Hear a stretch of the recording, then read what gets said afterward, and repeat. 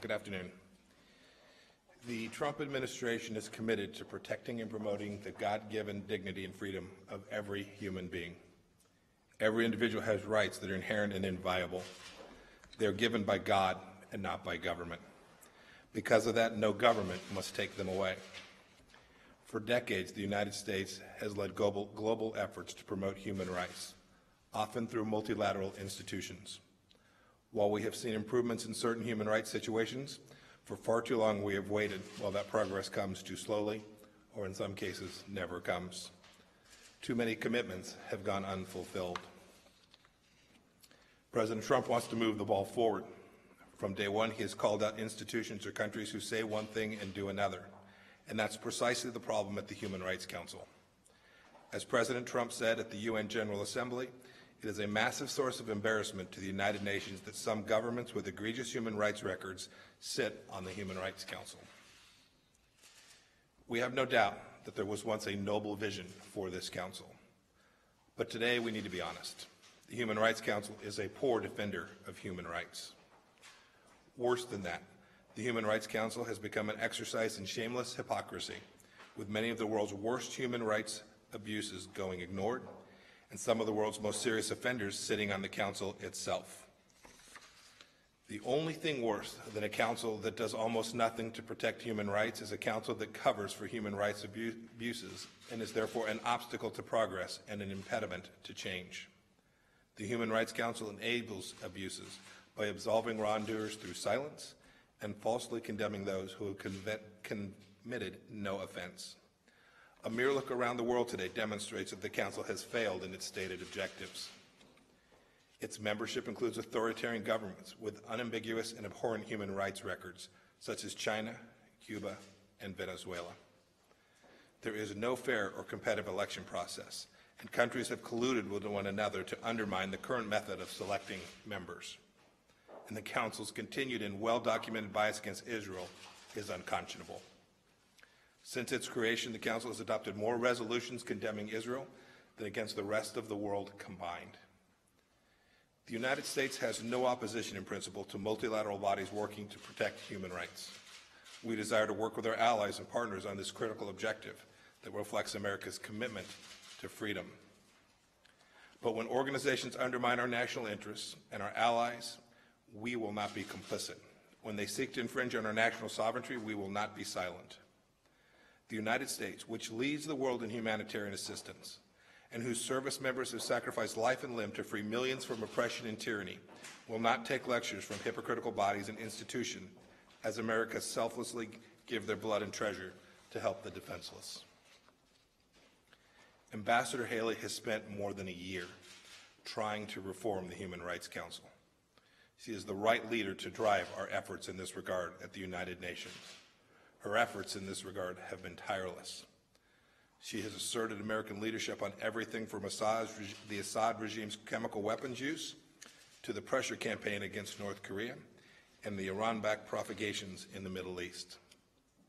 Ambassador Haley has been fearless and a consistent voice on behalf of our ally Israel, and she has a sincere passion to protect the security, dignity, and the freedom of human beings around the world, all while putting American interests first.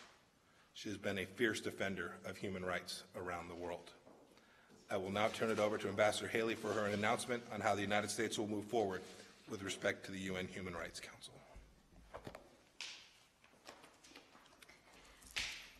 Thank you. Good afternoon. I want to thank Secretary Pompeo for his friendship and his partnership and his leadership as we move forward on these issues. 1 year ago, I traveled to the United Nations Human Rights Council in Geneva. On that occasion, I outlined the U.S. priorities for advancing human rights, and I declared our intent to remain a part of the Human Rights Council if essential reforms were achieved. These reforms were needed in order to make the Council a serious advocate for human rights. For too long, the Human Rights Council has been a protector of human rights abusers and a cesspool of political bias. Regrettably, it is now clear that our call for reform was not heeded. Human rights abusers continue to serve on and be elected to the Council. the world's most inhumane regimes continue to escape scrutiny, and the Council continues politicizing and scapegoating of countries with positive human rights records in an attempt to distract from the abusers in their ranks. Therefore, as we said we would do a year ago, if we did not see any progress, the United States is officially withdrawing from the UN Human Rights Council. In doing so, I want to make it crystal clear that this step is not a retreat from human rights commitments.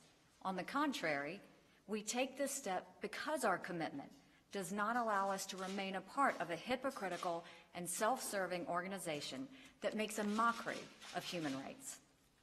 We did not make this decision lightly. When this administration began 17 months ago, we were well aware of the enormous flaws in the Human Rights Council. We could have withdrawn immediately. We did not do that. Instead, we made a good faith effort to resolve the problems. We met with ambassadors of over a dozen countries in Geneva. Last September, in President Trump's speech before the UN General Assembly, he called for member states to support Human Rights Council reform. During High Level Week last year, we led a session on Human Rights Council reform co-hosted by the British and Dutch foreign ministers and more than 40 other countries. Our efforts continued all through this year in New York, where my team met with more than 125 member states and circulated draft texts. Almost every country we met with agrees with us, in principle and behind closed doors, that the Human Rights Council needs major, dramatic, systemic changes. Yet no other country has had the courage to join our fight. Meanwhile, the situation on the Council has gotten worse, not better. One of our central goals was to prevent the world's worst human rights abusers from gaining Human Rights Council membership. What happened? In the past year, the Democratic Republic of Congo was elected as a member.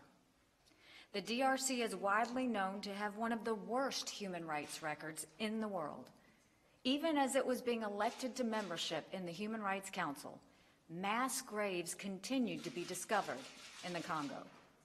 Another of our goals was to stop the Council from protecting the world's worst human rights abusers.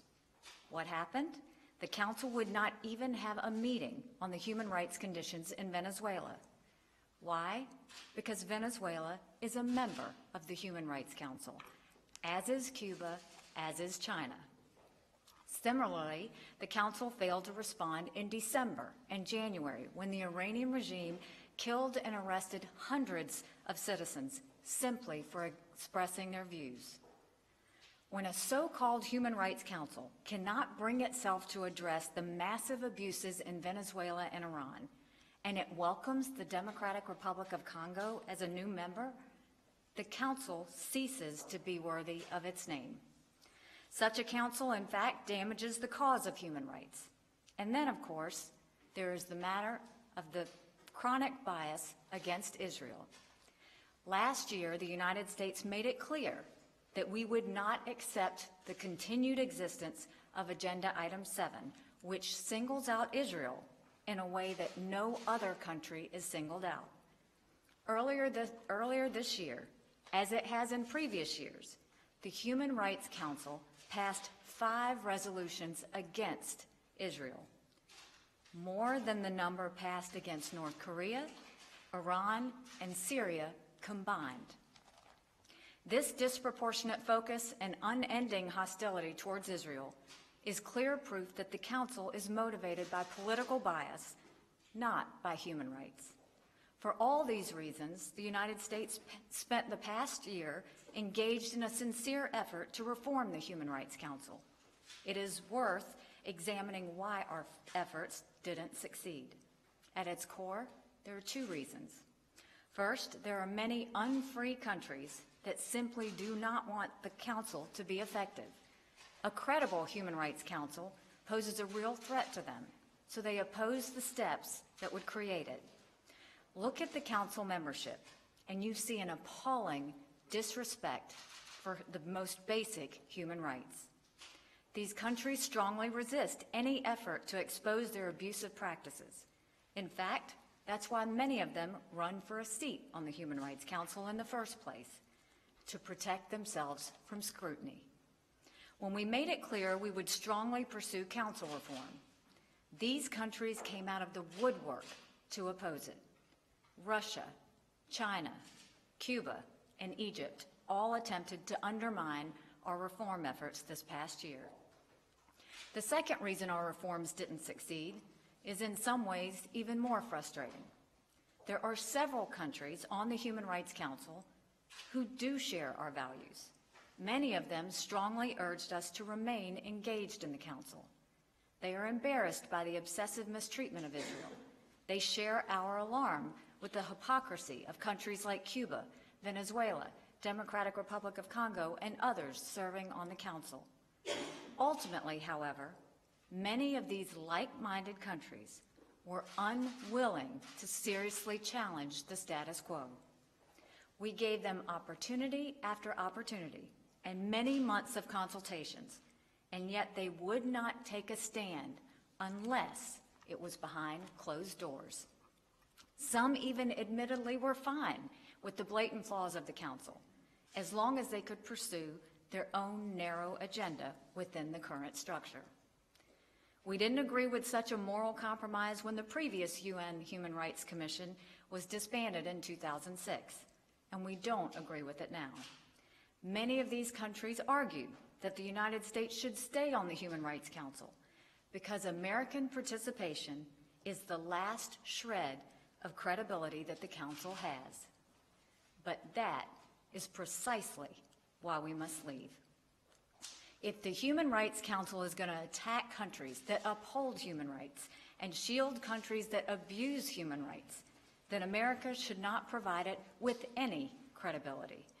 Instead, we will continue to lead on human rights outside the misnamed Human Rights Council.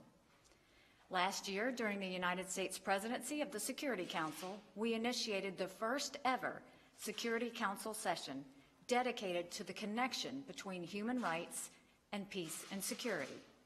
Despite protests and prohibitions, we did organize an event on Venezuela outside the Human Rights Council chambers in Geneva. And this past January, we did have a Security Council session on Iranian human rights in New York. I have traveled to UN refugee and internally displaced persons camps in Ethiopia, Congo, Turkey, and Jordan, and met with the victims of atrocities in those troubled regions. We have used America's voice and vote to defend human rights at the UN every day, and we will continue to do so. Even as we end our membership in the Human Rights Council, we will keep trying to strengthen the entire framework of the UN engagement on human rights issues, and we will continue to strongly advocate for reform of the Human Rights Council. Should it become reformed, we would be happy to rejoin it. America has a proud legacy as a champion of human rights, a proud legacy as the world's largest provider of humanitarian aid, and a proud legacy of liberating oppressed people and defeating tyranny throughout the world. While we do not seek to impose the American system on anyone else, we do support the rights of all people to have freedoms bestowed on them by their Creator. That is why we are withdrawing from the UN Human Rights Council, an organization that is not worthy of its name. Thank you.